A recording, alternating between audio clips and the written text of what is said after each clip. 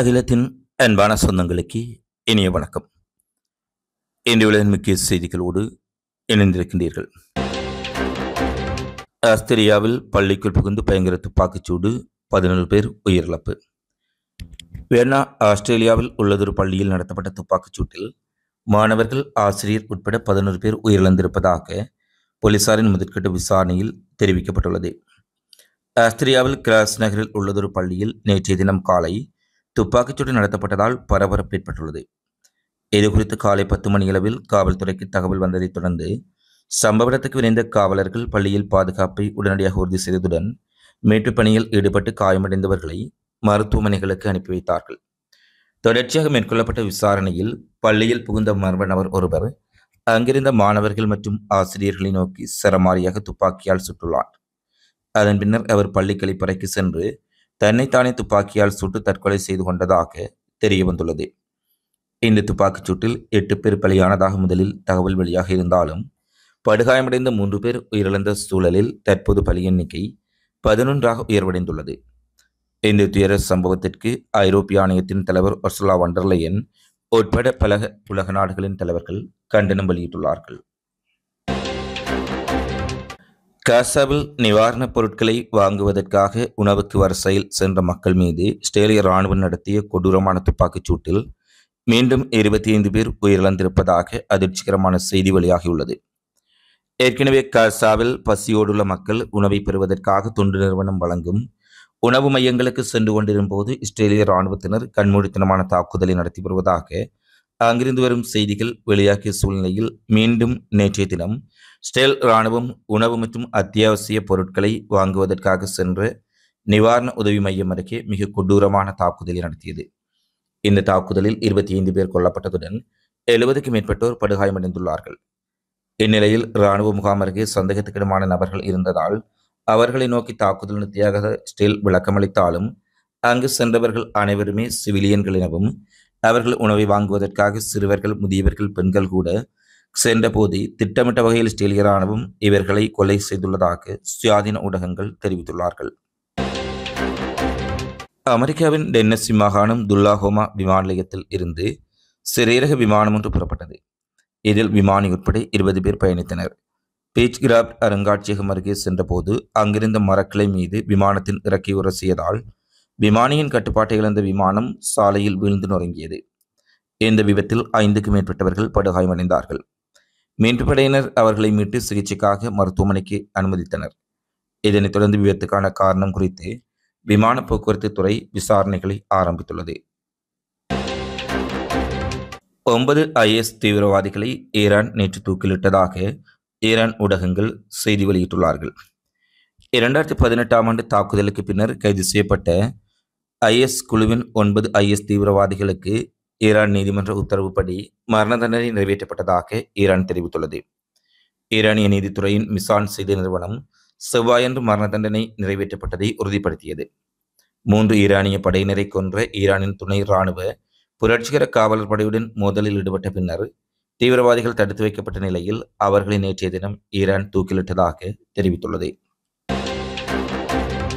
இந்தியாவின் தலைநகர் டெல்லியில் உள்ள அடுக்குமாடி கட்டிடத்தில் ஏற்பட்ட தீ விபத்துக்கு பயந்து 7வது மாடியிலிருந்து கீழே குதித்த 3 பேர் உயிரிழந்துள்ளார்கள். இந்திய தலைநகரான டெல்லியில் உள்ள துவாரகா பகுதியில் இருக்கும் அடுக்குமாடி கட்டிடத்தில் பயங்கர தீ விபத்து ஏற்பட்டது. இதனையடுத்து தகவல் அறிந்த தீயணைப்புத் துறையினர் விபத்து நடைபெற்ற இடத்திற்கு சென்று தீயை வேகமாக அணைத்தனர்.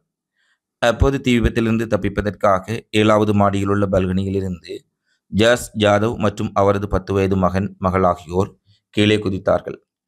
பின்னர் படுகாயமடைந்த 3வரையும் மருத்துவமனை கடத்திச் சென்றனர்.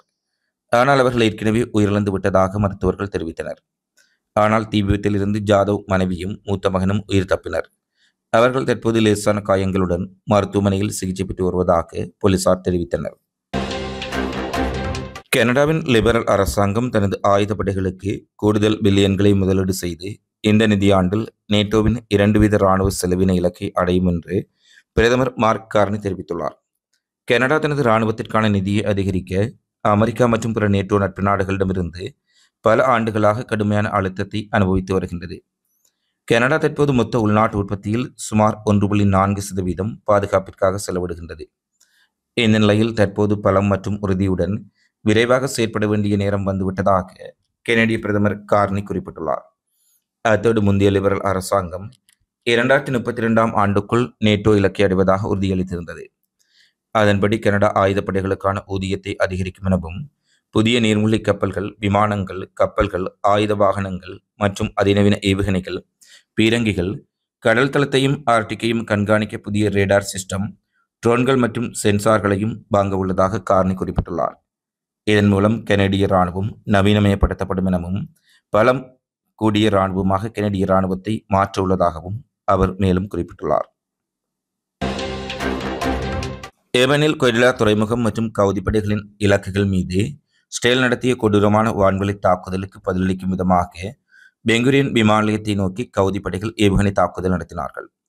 கவுதி படைகளின் ஏவுகணைகள் காரணமாக நப்லஸ் நகருக்கு மேலே வானில் ஏமன் ஏவுகணைகள் வந்து கொண்டிருந்த சூழ்நிலையில் ஸ்டேலில் இருந்து சென்ற ஸ்டேலிய டெல் அவிவ் விமானம் ஒன்று அவசரமாக தனது பாதையை மாற்றி வேறு பாதையின் ஊடாக சென்று தரையிறக்கப்பட்டதாக தெரிவிக்கப்பட்டுள்ளது. பெங்குரியன் விமான நிலையத்தில் சில மணி நேரம் போக்குவரத்தும் நிறுத்தப்பட்டது. ஏற்கனவே கவுதி படைகள் ஸ்டேல் மீதான தாக்குதலை தீவிரப்படுத்தியுள்ள சூழ்நிலையில் கவுதிகளின் கொடைடா துறைமுகம் மீது ஸ்டேல் நடத்திய கொடூர தாக்குதலுக்கு மிக கடுமையான பதிலடி கொடுக்கப் போவதாக கவுதி படையின் செய்தி தொடர்பாளர் ஜாக்கியா ஷாரி எச்சரிக்கை விடுத்துள்ளார்.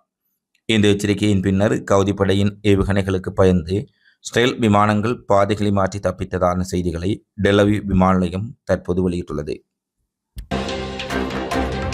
அமெரிக்காவின் லாஸ் ஏஞ்சல்ஸில் குடியேற்ற கைதிகளுக்கு எதிராக நடைபெறும் போராட்டங்கள் தீவிரமடைந்துள்ள சூழ்நிலையில் அமெரிக்க இராணுவம், போலீசார் இந்த கலவரங்களை கட்டுப்படுத்த முடியாமல் திணறி வருவதாக அமெரிக்க ஊடகங்கள் தெரிவித்துள்ளார்கள்.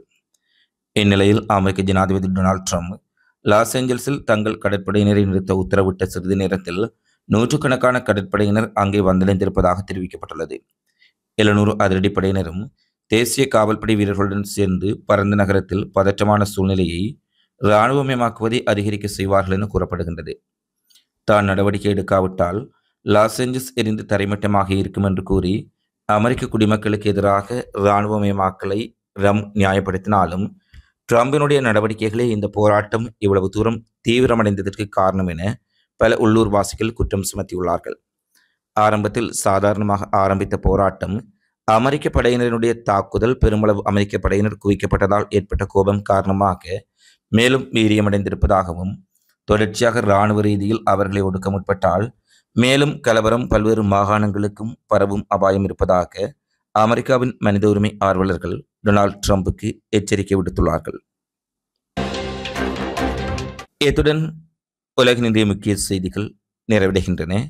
தொடர்ந்தும் உலக செய்திகளை உடனுக்குடன் தெரிந்து கொள்ள அகிலத்தோடு இணைந்திருங்கள். இந்த காணொளி தொடர்பிலான உங்களது மதிப்பான கருத்துக்களை தவறாமல் கமெண்ட்ஸில் பதிவிடுங்கள்.